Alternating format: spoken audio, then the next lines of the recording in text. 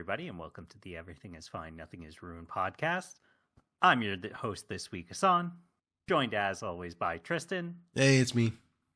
And folks, we got a special topic for you this week because, to put it in Tristan's own words, we're here to talk about a titan of the film industry. Yeah, you could call it that. A man who has redefined what genres are. A man whose name will go down as not only the greatest filmmaker in history, but a man so important and pivotal.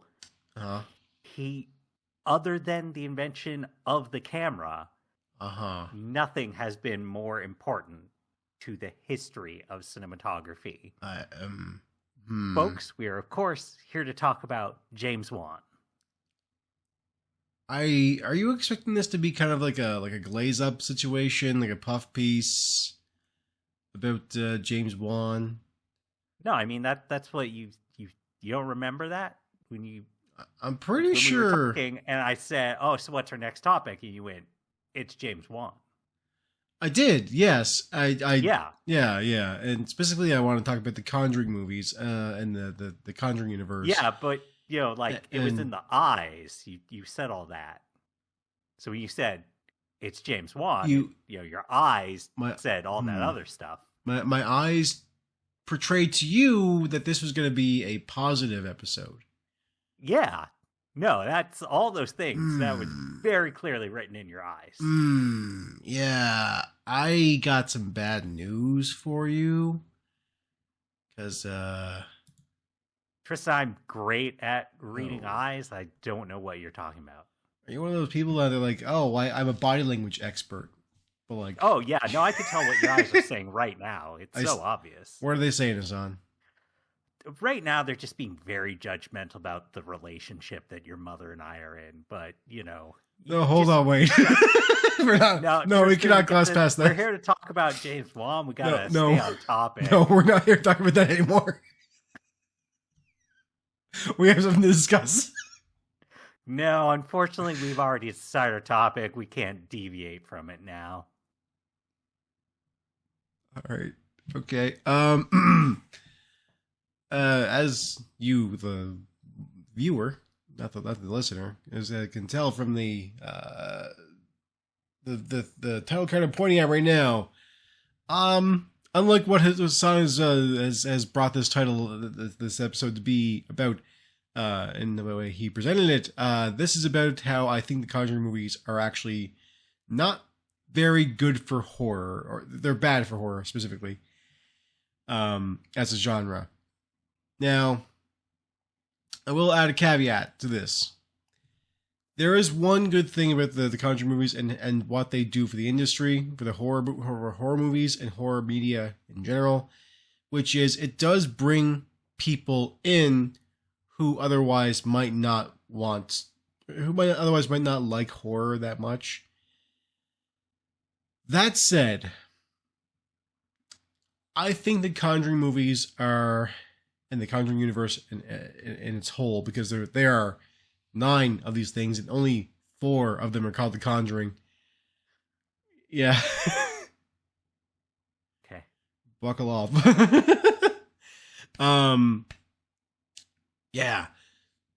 So the thing is, I think these are good for bringing people into the horror, into the genre as a whole. However, I think they actually set people up for some incorrect thought processes about horror. Now, I'm not saying you can't appreciate a movie on its basic level, or that you need to delve deeper into like the more artistic side of horror media and that kind of thing. I do, yes, 100%. But if you are somebody who mostly likes the it's just there for the scares, they're not there for like the deeper meanings of movies and that sort of stuff. If your media literacy is not there, or you don't want it to be there, then the Conjuring movies are fine for you and go for it. However, they do some things that I don't agree with. Some really stupid things. And a lot of it comes down to their depictions of certain historical individuals, specifically the two main characters, the Conjuring universe, Ed and Lorraine Warren. That's my main gripe.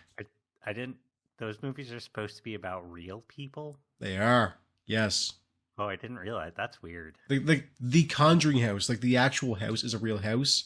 It's not as depicted in the movie, but if you were to watch BuzzFeed Unsolved or BuzzFeed Ghost Hunters with Ryan Bergara and Shay Madej about 7 years ago, they went to the Conjuring house, and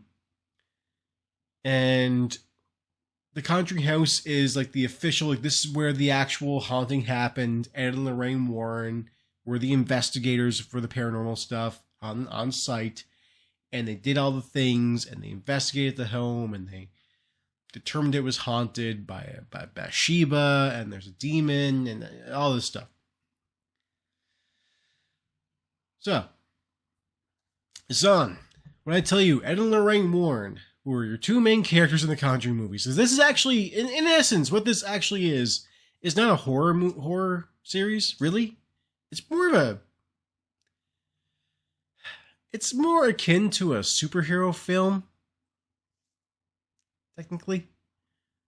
So in a like lot of Brother ways. Voodoo, is that what we're saying? No, Brother Voodoo would be a cool choice, but that's not what we're here about. No. The Conjuring stuff is more so about It's okay. The Conjuring movies are about Ed and Lorraine Warren, two paranormal investigators who go from haunting to haunting, and helping individuals get their lives back after they are being terrorized by spirits or demons or whatever. That's what the movies are about. At least 4 of them are anyway. The other 5 are not about that. I'll toss a 10th one in there, which is not one that's actually... 11, actually. There's a 10th one that's in there that doesn't actually include Ed and Lorraine Warren. And it's only adjacent to the Conjuring universe, but it is in the same universe. And then there's also the one that came out this year? Oh man, it may have been this year. I can't remember when this movie came out because it was so bad. I just kind of erased a lot of it from my memory, except for how fucking terrible it was. But in the middle of the Conjuring stuff being released, James Wan released another movie called Night Swim, which is like it. Can you guess what that one's about, son? All here. Oh, don't go swimming at night, otherwise the spooky'll get you. Yeah, you got it. One. Look at that. It's been a haunted pool. A haunted pool. Yeah, that after things start going wrong around the pool, nobody clues in and goes like, maybe we should empty the pool or I was about to ask, like, is this a pool where if you just either empty it or fill it, it's no longer a threat? Yeah, very well. Yeah, that is the case. Cool, awesome. I will say this. If you empty it, it is still technically a threat because the drain system, there's a ghost that lives in the drainage system of the pool. I look. Are you? Hang on. Isn't that just Moaning Myrtle from the Harry Potter series? Yeah, exactly. Your Toilet Bound Hanako-chan situation. For all you anime nerds. Okay. Yeah, that's basically it. It's Moaning Myrtle, but less toilet. More of a pool. That's a sidetrack, though. I'm not really sure if that one is within the universe, but if we're there is actually, because this is a thing, there is a different pool movie that is in the Conjuring universe, and that is The Curse of La Llorona.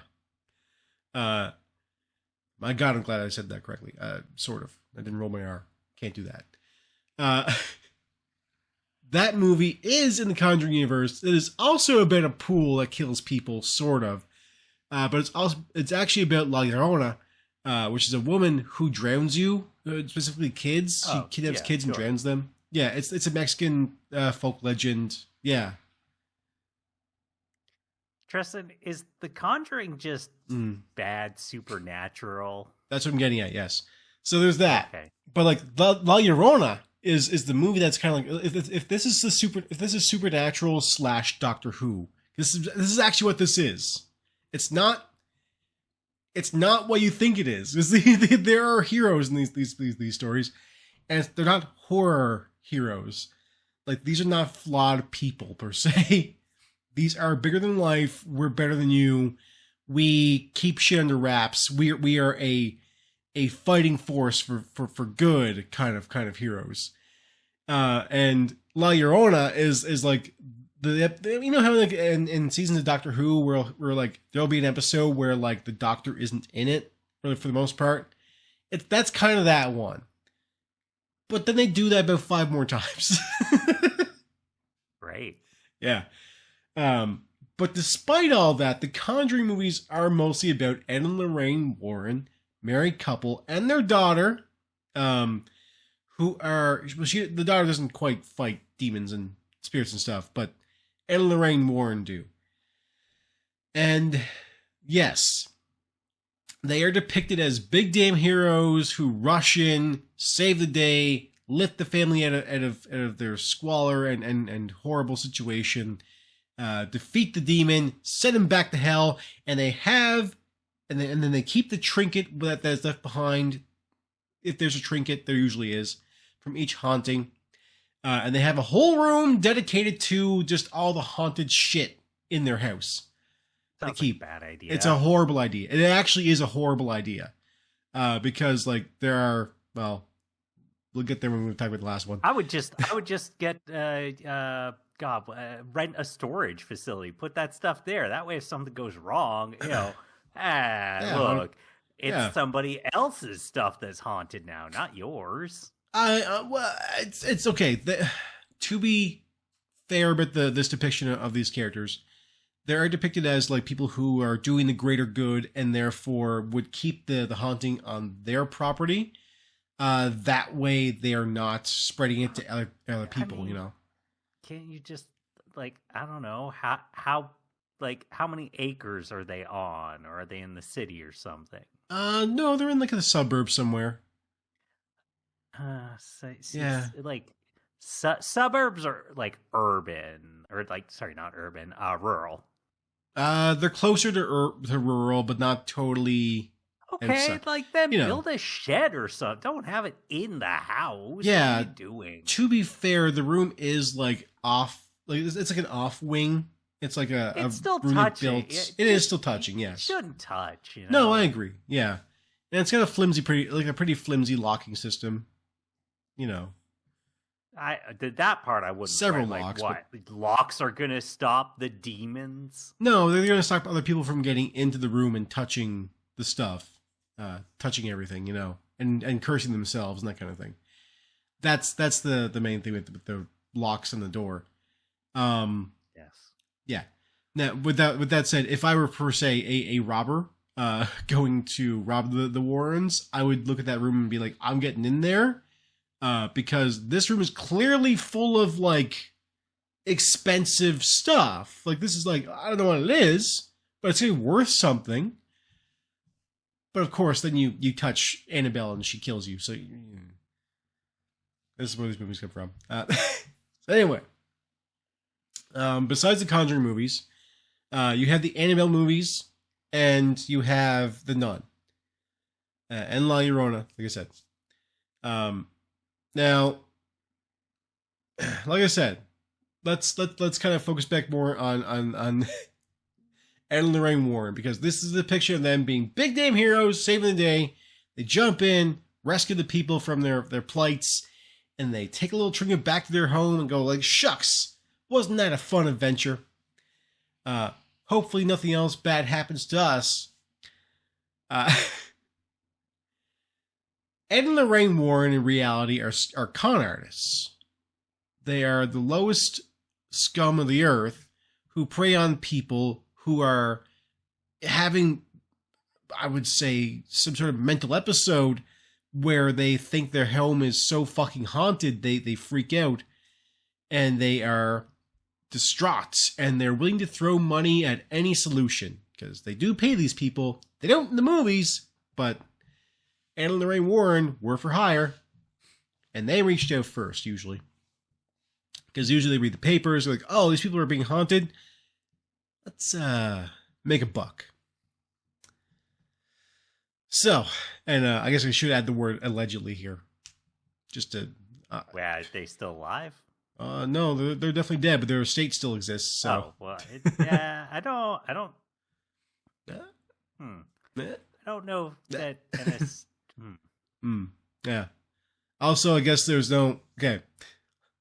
This is also in the weird territory because there's no evidence that totally refutes that spirits and ghosts don't exist. Likewise, there's no evidence that can actually claim that they definitely 100% do exist. So it's also one of those things where Ed and Lorraine Warren could have actually been busting ghosts if they do exist. But because we live in reality where ghosts likely don't exist, you know, con artists, scammers, predators, that kind of thing. Not the cool predators, tentacle hair, the cool technology. No, so that's what we're actually dealing with here, and this is one of my big plights as to why I think these movies are not good for people to watch and to get into horror, because these are movies depicting big damn heroes who are actually in reality con artists, and there's always kind of like, not always, there's sometimes is like a little nod of like, oh, you know, this could have been not an actual haunting, especially in The Conjuring 2, where there's a point where like the kid is caught faking the haunting kind of thing. In the movie, it makes no sense. Why would the kid be caught faking the haunting? Oh, I don't know. And they touch on it like, oh, well, it was probably because like she wasn't faking it. The demon that's there made the kid trying to pick the haunting as fake. That way, it goes against the way that the Warrens are investigating, and they gotta drop the case or whatever. But in reality, good news, as far as I can tell, the dead do not have standing for reputational damage. So you could say whatever you want about the Warrens. Fuck yeah, fuck them. They sucked. They're evil. We're evil. Now they're gonna haunt you. No, I don't believe in. Turns out they were the real haunting all along. Look, here's the thing. Harry Houdini never came back to speak to his wife. That's good enough evidence for me. True. And I think if there was anybody who would, it would be Harry Houdini. Spent his entire life debunking this stuff. And I myself, I'm going to say this: I am not a non-believer of spiritual stuff like that. But I am what could be referred to as a dirty fence sitter. Just because I want to believe it could exist. Does it likely exist? No. There's a lot better reasons. Air pressure plays a lot of havoc inside of a home. It can do a lot of shit. Anyway. Fault lines too. Fault lines. The point is, the second movie I want to is the one I kind of want to like depict here, because this is the problem with Ed and Lorraine Warren, because this movie is about The Conjuring 2 is about the Amityville house, not the Amityville horror, not that one, different place. The Conjuring 2. Wait, there are two haunted Amityvilles? Yes. That's confusing. Yep. Yeah. Actually, no, it wasn't the Amityville House. Sorry, no, the Amityville House is mentioned in the second movie. It is, fuck. Here we go. It's in London. It's in the London borough. I can't remember which one it is now. Crap. It's the Hodgson residence, though. I know that much. The point is, it's a London borough home, where a bunch of kids are being haunted and some strange things are happening. And there's a girl who is possessed by the ghost of an old man who sits in a chair and all this stuff. It's kind of where you get the it's not Slender Man, it's the Crooked Man. There we go. The Conjuring 2 is all over the place as a movie. It's not a good movie. It has a couple of cool things and a couple of good scary moments. But otherwise, it fails the assignment, I would say. Anyway, in reality, with the Hodgson haunting, that place is not haunted at all, because the kids are caught faking the haunting, and this is after Ed and Lorraine Warren had already been there and depicted it as like, this is a very haunted place and we are here to help. And then the kids are caught faking the haunting because, like, it is also very easy to fake this stuff. Fishing Twine does a lot of work in these situations. Like I said, you could put a little speaker somewhere. You could fuck with the electricity somehow, etc. There are many ways to fake a haunting and make it seem legit with very little effort. I mean, people who used to practice the Ouija board stuff, the creators of it actually were, for sure, con artists who would, they would perform these seances, and they would not actually, they're not summoning actual spirits, but they are for sure putting on a show. And they'll have, it's two sisters doing this stuff, and they know each other's little cues and that kind of thing, and they'll put on their performance and make you think that the place is haunted, and that you with the Ouija board have summoned some crazy spirits and stuff. Yeah, Anyway, so these movies are depicting this stuff happening, and that's as real and as altruistic. These characters are supposed to be altruistic heroes. And now this is not the main thing I want to get on, but these are the two main points I want to point out, because after this, we kind of delve into fiction territory a little more.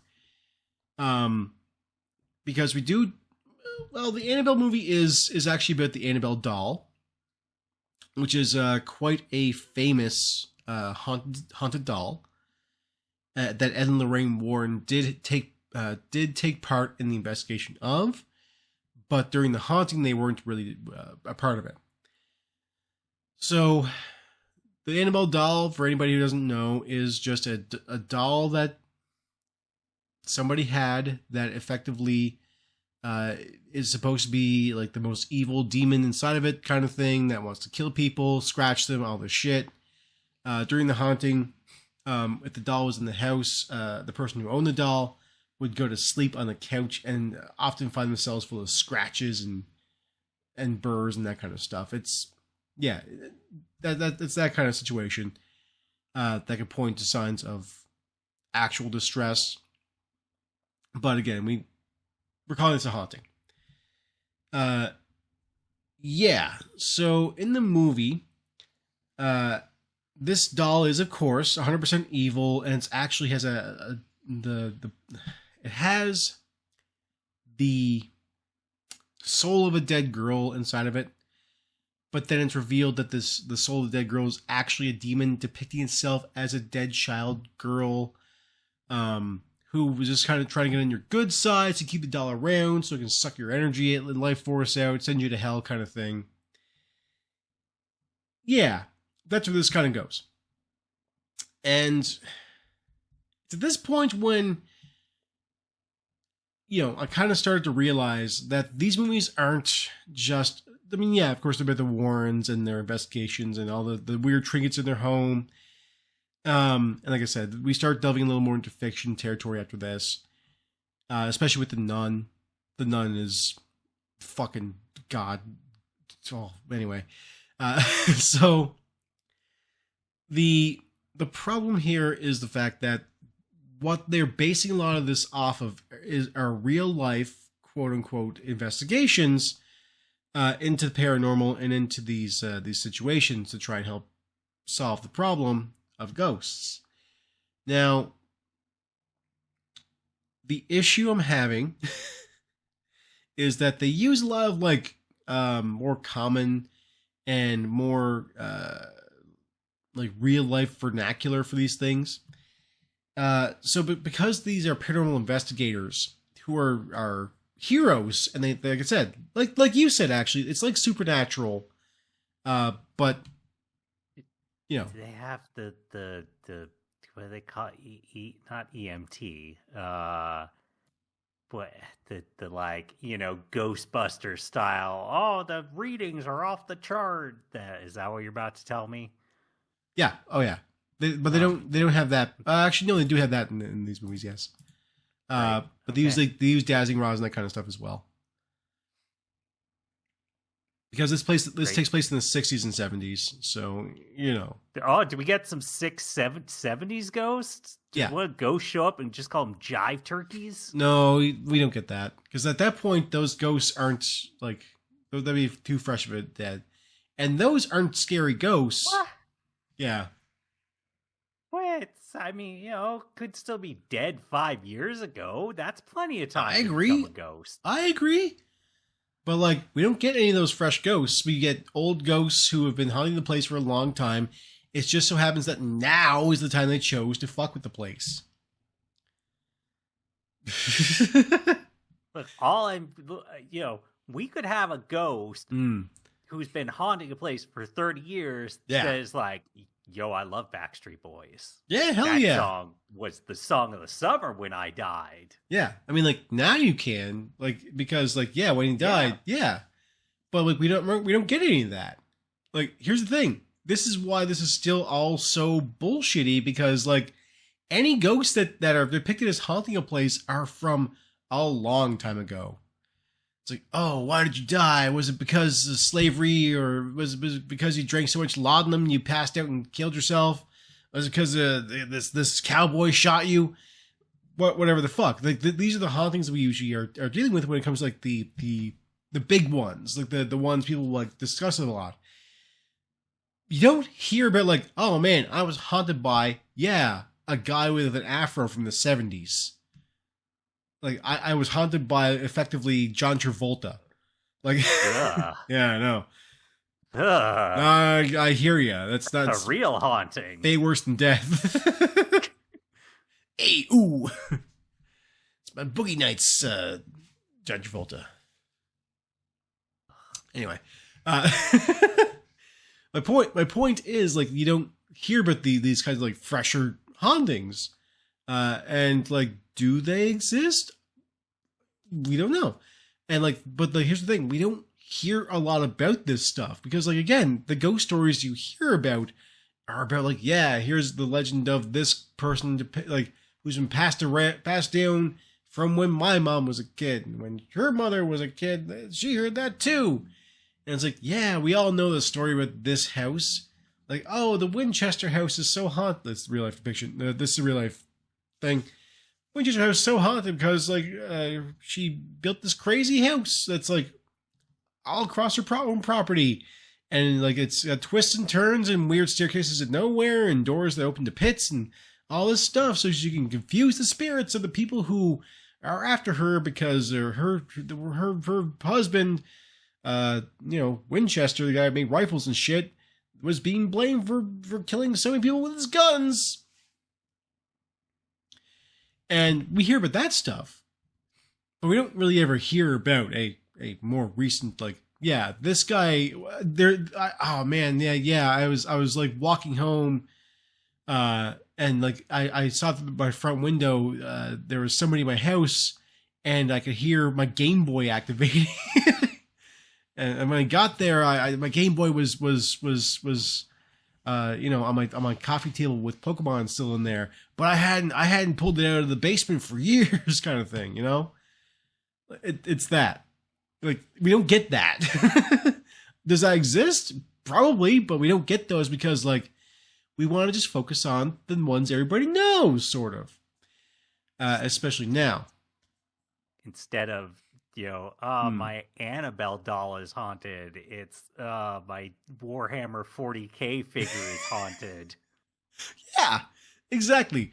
When my Corn the Blood God figure is haunted, let me know. Even worse, my dice are haunted. Every dice roll, it sucks. Girl, stupid haunted dice. I think every die is haunted. That could be. Look, at some point, every D20 loses its 20s. It just stops rolling 20s. Anyway, so yeah, all this to say, we focus on the more old, well-known hauntings that have history, and they're going to solve these historical issues essentially. And like I said, these are people being depicted as big damn heroes, and these are not totally flawless characters, but they might as well be, because they are not rolling into a scenario where they don't know what's going on. They immediately know, like, there's a haunting here. It could be a demon. We'll set up our shit. We'll figure it out, and we'll solve the problem. And it's like, great, fantastic. But these movies are not horror movies, despite the fact that they are depicted as such. They have the occasional scary scene, like I said, and there are some good scary scenes there, but Supernatural, especially in the first season, had some good scary scenes too. Like in the first episode when, like, Sam Winchester, he goes out with Dean and his father to hunt a demon or stop a spirit, and he's like, "This lifestyle's not for me. I gave it up. I know it's for the family kind of thing, but I got a fiance. I got to take care of, and, like, we're gonna get married soon. She's pregnant. Actually, I don't think she's pregnant in that one, but you should be married soon, and I got a job and all this stuff. I can't just leave it." He's like, "Okay, fine." And he goes home. And he's like, "Oh, well, my fiance must be out with her girlfriends tonight or something like that." He goes to bed and he looks up and she's stuck to the ceiling, and then she catches fire. And it's like, that's Supernatural. Like, that's that show. And it's like, yeah, that's a scary scene. Women do that on their period. Women just do that once a month. Yeah. It happens to me all the time. Not me, but, a partner. So. Yeah, we all encounter it, Yeah, exactly. So yeah, Supernatural had some really scary scenes, especially in, like, the first season. And 2 and 3 had some scary stuff in it too. But eventually Supernatural changed into what it was, which is not a very scary show in the slightest. And the Conjuring movies, unfortunately, went in the same route. And the fact that we still depict these and consider these as horror movies is actually, I think, incorrect. Because these are effectively detective movies, but with a horror bend to them. So as I've watched these films, and I've watched enough of them at this point, thankfully, supposedly, it's done. Because The Conjuring 4 Last Rites came out. And I haven't seen that one yet, but I know enough about it that it's got sequel bait in it. But they did definitely say this is supposed to be the last one. Yeah, but Hollywood, right? Hollywood, That's exactly. A meaningless declaration. Yeah, exactly. Maybe they'll give it a little bit because they've been making these since, like, 2009. So, I don't know. Point is, they have been going for the same audience as well. Sentiment 2009, which are the people who like, they're the people who are obsessed with these kinds of ghost stories, and the ones who get really spookified by, like, you know, hearing a story about like, oh, this murder happened and then there was ghost haunting the place who based out this murder. It's like, oh, when you go to this jail cell, you can still hear the prison, what's it called, the bars of the cells rattling sometimes on their own, kind of thing, because the prisoners were treated very badly in this jail cell. I'm like, yeah. In what prison were they not treated badly in the past? Like, but like, not every prison's haunted in the same way, you know? Point is, it's these people who like really get into the historical nature of these stories and want to believe this stuff are going to watch the Conjuring movies, because it feeds in more into that. It doesn't feed into any real sense of like, I want to actually believe and figure out if ghosts are real. It's more so it's preying upon their desire to believe in hauntings and freaky stuff happening to people, and that like, ooh, I think my cousin Brian might be a little psychic, you know, like, oh, Aunt Deborah, she was a little witchy, kind of thing, you know. It's those people who are going to see the Conjuring movies and keep giving them money and seeing these movies because they have that vibe, because they have somebody who's like there's these two people who, like, one of them was kind of psychic a little bit, and like they hunted ghosts and they solved the problems. Like, oh yeah, I want to watch movies about that, because that's fascinating to them. Because the vernacular that's being used is the same vernacular and the same thought processes as what they already have for their own lives.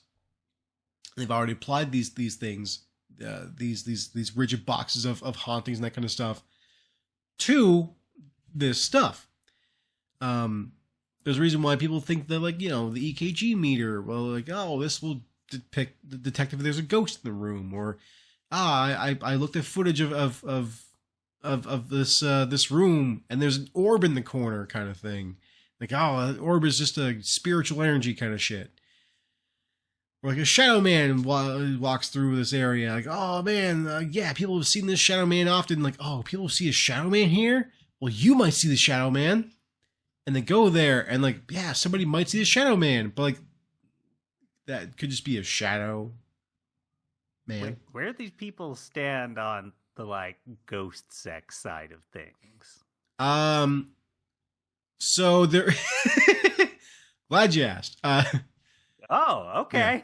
So there are people who, yeah, like do believe like sexual. Yeah, I mean, there encounters. are straight up, you know, like very old stories about, you know, yes, ghosts sexually assaulting people. Yep, and such. So like, where do we think these people fall on it? Is it like, that stuff's just nonsense, or is it like, no, yeah, ghosts are also pervy?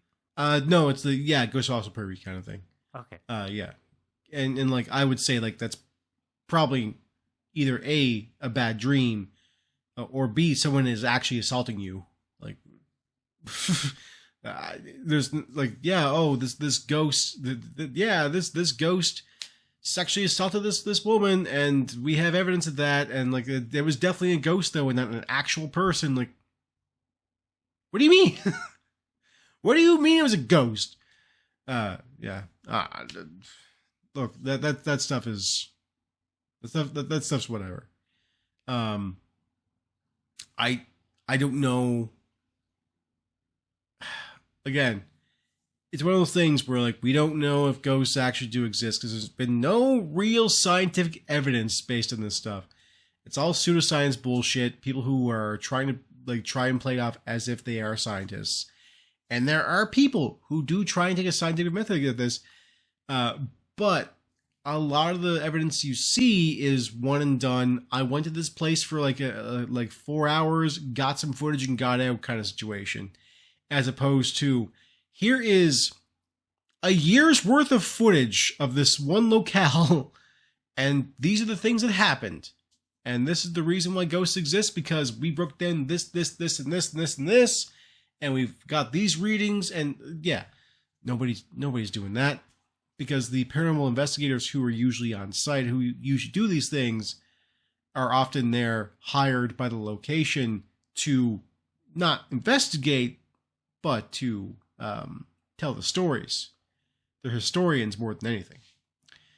Not saying these people are scam artists like the Warrens are, but they are furthering a depiction of ghosts and spirits and demons and that kind of stuff that I think is not actually like a thing. Like if a demon existed, why would it just be your usual run of the mill like demon? Like, oh, it has to follow these rules. Like, no, what are you talking about? No. Look, Tristan, everyone knows all demons speak Latin. Don't ask why, they just do. Yeah, exactly. Except for the ones that speak Spanish, which but most of them speak Latin. You are correct. Yeah, if you need to, okay, yeah, this is also a good point. If you have to, for some reason, do an exorcism and get a demon out of location, it has to be in Latin. You have to cite the verses in Latin, because Latin is the most powerful magical language to exist, of course. Except that, here's the thing about Latin, because I've studied these things. Latin, yes, is the language of science, but Latin is bred out of Greek. So why are we? And Greek is the main language. Why are we not using the oldest version of Greek to basically expel these monsters and these spirits and stuff? If Latin's so powerful because it's very, very old and a very dead language, wouldn't ancient Greek be even more powerful? And but nobody uses Greek. Demons don't like Greek food, so it just doesn't work on them. Wouldn't that be the better reason why to use Greek? No, because they're picky eaters, so they kind of just ignore you when you start talking in it. Yeah. They're on olives? Yeah, it's olives, capers, anchovies. Yeah. Yeah. Too bad. I'm missing out, honestly. Yeah. Anyway, point is, so these rules are basically things that people believe in. If you go online and start reading about this stuff, you will find full communities of people who all share the exact same information, who are all in this rigid zone of hauntings can only exist in this way, and that's it. And the Conjuring movies are just that. And that's the thing, that they keep everybody in this little box, and it's like, this is the only way ghost stories can be told as well. And it's just like, okay, these movies are catering towards people who are true believers of hauntings and that kind of stuff. And this is the thing, I think that these need to not be horror movies anymore, because they're catering to these people who believe strongly in hauntings being a very specific way, that they are real and this kind of stuff. And that if this is, because people have claimed this as a good gateway into horror movies, and I disagree, because once you start leaving the Conjuring universe, horror movies are vast and different, and hauntings are depicted in strange, unique ways. And sometimes it's not even a real haunting. Like, you go into a place that's like, oh, that place is fucking haunted. But like, no, it's somebody just living there. And that's even scarier because, like, when you grind it in reality a little bit, and like actual reality, it can be a little, a little terrifying. These are also movies where people make the right choices all the time. And for my final point, I have a theory. And it's a fairly well proven theory, and it's E that equals MC squared. yes, it's that one. I created the equals MC squared, the Einstein's theory of relativity. Yeah, exactly. Yes, that's it. Episode over. No, my theory is that the only way to get a good horror movie is if your characters make bad decisions. Let's think about it. Like, yeah. Until a certain point, and like you can still have a movie where you have like an ensemble cast where one character is making better decisions and is in the know, but you do need characters to make those bad decisions at some point. Because, like, if you've ever seen the movie Cabin in the Woods, the Joss Whedon film, which, I know Joss Whedon, but still, it makes a good point. In Cabin in the Woods, when the characters go to the cabin in the woods, and they go in the basement, this basement is clearly haunted by a bunch of crazy bullshit. And anybody who is in there with half a brain would kind of pick up on like, we shouldn't be in here. Hell, we shouldn't have even come out this way. This isn't even the cabin we want to be in. You know? A guy basically told us to not go here anyway, and yet we still did. And it's like, okay, yeah, because there's this literal harbinger of doom who tells them not to go here in that movie, and they still go. Bad decision. They go in the basement, full of haunted bullshit, and they start touching stuff. Bad decision. And then until the very, very end is when they make the good decision to end the whole thing by, effectively just doing the entire planet, which is better, I guess. But, So, yeah, my point is, if you watch a horror movie, these are movies where everybody makes bad decisions until a certain point when someone makes a good decision finally, and there's catharsis. There needs to be a proper roller coaster of emotion with a horror movie.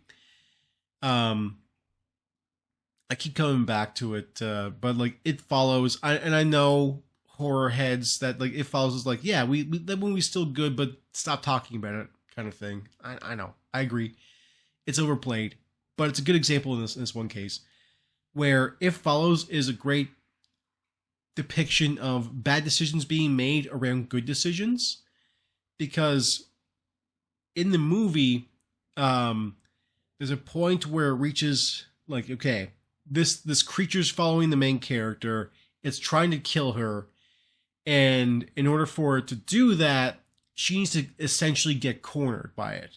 It can't get past other people, it can only touch her, this kind of thing.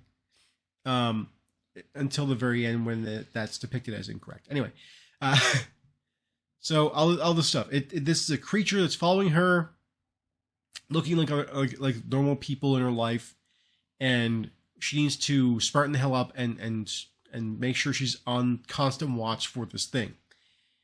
And she does, and then she makes a series of kind of like bad judgment calls where she runs off on her own, or she'll like corner herself in a building, or she goes to a place where like clearly this thing could easily get to her, and then she like realizes it at one point, like, what am I doing, and leaves. It's stuff like that.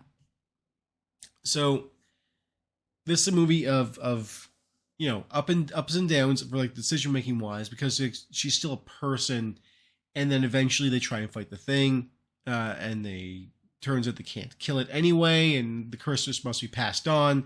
So she then has to make the bad decision of like passing on the curse, and then that has to get passed on, et cetera, et cetera, et cetera. Yeah. So that's kind of how a horror movie doesn't have to go that way, obviously. But typically in a horror movie, you need bad decisions to be made before good decisions can be made. Another good one is Barbarian. in Barbarian, you know what this one is, Hassan? Yeah. Okay. So in Barbarian, it's a movie where two people have accidentally rented the same Airbnb at the same time. One's a woman, one's a man. And the man's already there, and she goes in and turns out, oh, there's a guy here. Okay, I can't stay here. But he's really nice about it. He's actually really like jovial and like, he's willing to like, hey, I'll sleep out in the car. Don't worry about it. The place is yours. And then eventually they kind of come around to each other and they realize, you know what? No, we're just two people. Nobody's gonna do anything. We're chill. And they stay the night together. But that's not before they find the horrifying death dungeon in the basement. and they realize there's a fucking hole in the basement behind a bookshelf, which goes into like a like essentially a sex dungeon, and then beyond that it goes further into this place where there's catacombs and a creature that is one of the most terrifying things I've seen in a long time, and it's just a person, but she's giant and naked. That's just how Midwestern homes are. It's, whenever people, it's weird to them when they come to the Midwest the first time, but you get used to it. Yep. Exactly. It's how they cool their homes in the summertime. They open up the horrifying death door, and the breeze in the catacombs comes in, cools the basement. Exactly. Yeah, it's perfect. But yeah, so basically they make and of course the bad decision is like they're going to go in those catacombs. Like hell yeah, they are, and like they do, and it's just like and the entire time the character's like, why are we doing this? No, why? I didn't go in, and it's like but the curiosity kills the cat, you gotta find out, and by finding out, that's how the movie happens. So yeah, in a good horror movie like that, these bad decisions lead into them eventually making good decisions. But in the Conjuring movies, I don't remember a single time where anybody makes a truly bad decision.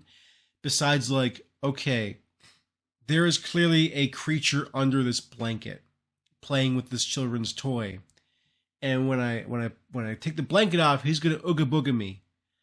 And it's like, well, obviously don't take the blanket off, but you're going to, it's because you also think that that's your kid.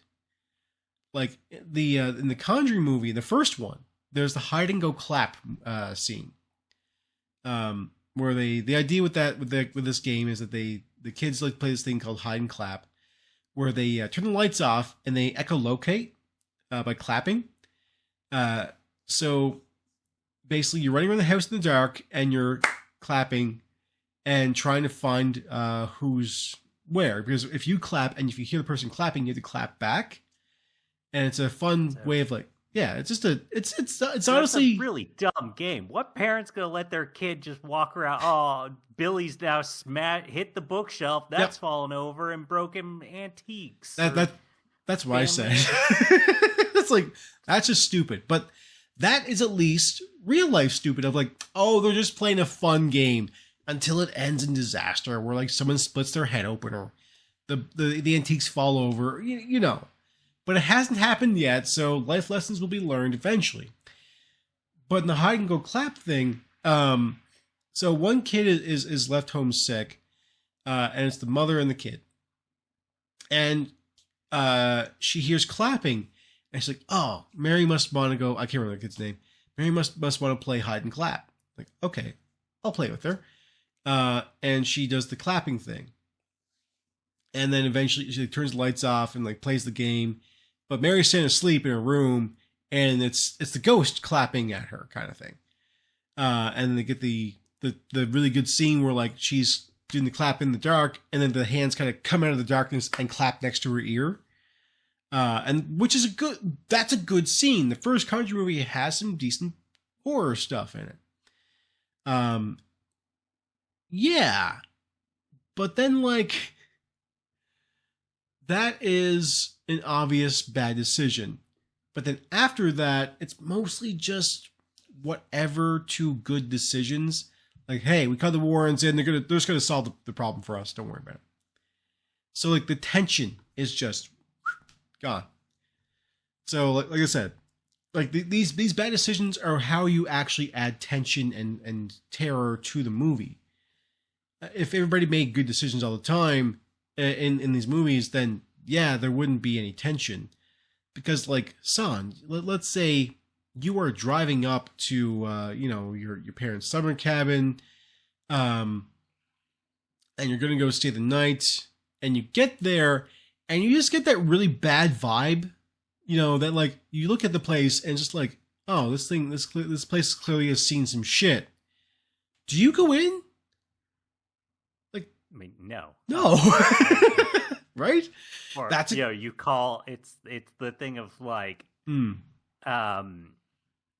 so many horror movies. There's a situation where it's like, boy, if that person just called the other person and was like, yeah, hey, I think the door's unlocked. Maybe the place got ransacked. Instead, they're like, must have just been the wind. I'll put all this stuff back on the shelves. Yeah.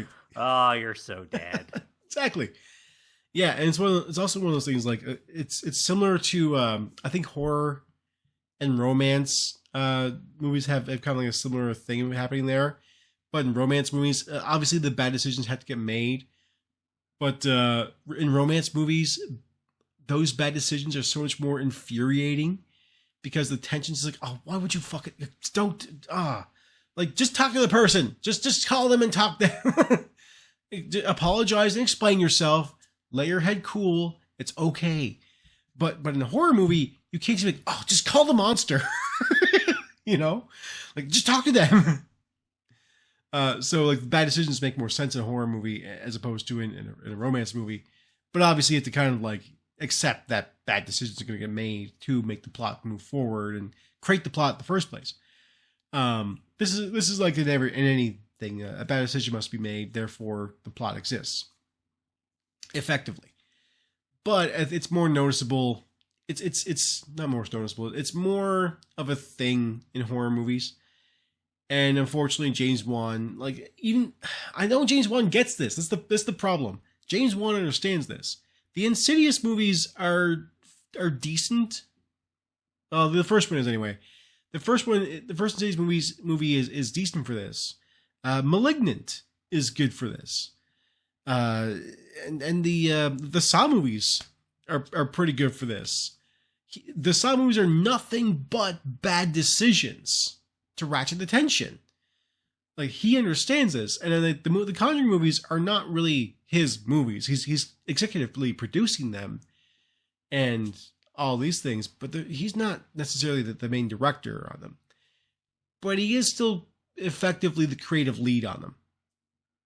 So, yeah, he knows better, and he's hiring people who definitely don't care, and that is the case in point with The Nun, where like The Nun and The Nun 2, yes, there's two movies called The Nun. These are just so nothing.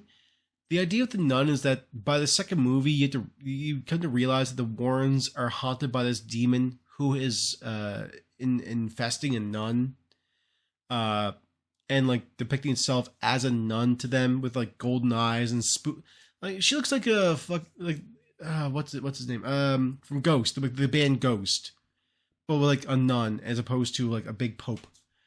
So it's like that. But yeah, so you actually will see like shadowy depictions of the nun in the background of The Conjuring 2, while Lorraine Warren is doing her like psychic investigations and that kind of stuff, and the nun has been haunting them for like a long time. And these movies are leading up to the Warrens are going to fight the nun, and they will hopefully win, and there will be tension, and they will try and resolve the plot because they are effectively hunters and superheroes who will resolve a plot in a superhero fashion using magic and wits and know-how. And The Conjuring Last Rites is effectively that. From what I know about it, I guess I haven't seen it yet, but I have had this movie majorly spoiled for me. And they effectively just kind of go in. It's them like, oh, are they going to stay together? Because like, you know, Ed has a different way of wanting to treat his daughter with her own psychic powers. And the Rain has a different way of thinking about it as well. And they're button heads. That's too bad. What's going to happen here? And it's like, well, like, they're going to come together and fight the demon and win. Yeah. That's a weird, like, not, like, if you had made it that the demon was secretly influencing them and causing the tension, and so because of that, will the demon win? But, like, at a certain point, you're just like, well, obviously, at the worst case, they just put it aside and they're like, we'll get back to this after we take care of the demon. Yeah. Exactly. Like, okay. Like, our familial tension is really important right now. But there's a demon trying to kill us, so we should probably focus on this thing. You know? Like, yeah, obviously. I don't know. This is what I know with the last movie. Last movie, allegedly. Yeah, I'm hoping that they do something else. Like, I'm okay with these existing, but these are such the like lowest common denominator horror movies that you can't really call them that because like the scares aren't really there anymore. You get the odd scary scene, but because these are trying to depict like real life investigations, you know. That stuff is scary when you are seeing it in like on actual film. When you're seeing actual people do these things, even I get kind of like, ooh, that's kind of a spooky thing that happened there. Interesting. Like I can still watch an episode of like Ghost Files, the Watcher series, and occasionally they'll be like, we caught this voice on tape and it's saying this stuff and like it's very spooky, or like, oh hey, here we like this moved on its own, we don't know why or how, and some of the stuff will be like, ooh, okay, that's actually, yeah, okay, that's compelling evidence, that's a little spooky, like sure, and that's the stuff that these movies are going for, but it doesn't have the same effect. Like at some point, I want to see a movie with like more modern hauntings and more modern investigation methods. Where like, yeah, they throw down cat balls and see if the ghost will play with those, which is the thing, or they'll use a mag light set to the middle setting so it's a touch lamp now. You can touch it and it'll in Morse code or whatever give you timely answers. Yeah. No, not necessarily Morse code, but like, tap it once for yes, twice for no kind of thing. Off for yes, on for no, whatever it is. However it works out for the investigation. Or like if they'll use an Ovilus, which is basically like it reads electromagnetic frequencies in the room and turns them into words. I'm not sure how that works, but sure. Stuff like that. I would love to see if they go with that route. But at the same time, look, just don't do any more in the Conjuring universe. For the love of fucking God. It's so overplayed. It's been a lot. It's been more than 10 years of the same shit. And like these all have the exact same vibe. Like the first Nun at least is like in, I can't remember where it's depicted. It's in the 1800s, I think it is. 1700s? Something like that. It's in a castle. And it's not like it's at least has a different feel to it because like nobody can walk in with their video camera, I don't know. It's still just a weird, bad universe. And I don't think that they should be calling these movies horror movies anymore, or even really like depicting them as such. That's just me. Maybe you're on the other side of that fence, but man, as someone who loves horror movies, fucking stop. Just sure. I think stop. that's exactly where the like right just ending tone. Yeah. So why don't you tell people where to find it? It's the best I got. You should go to our Blue Sky, which is at EIFNAR.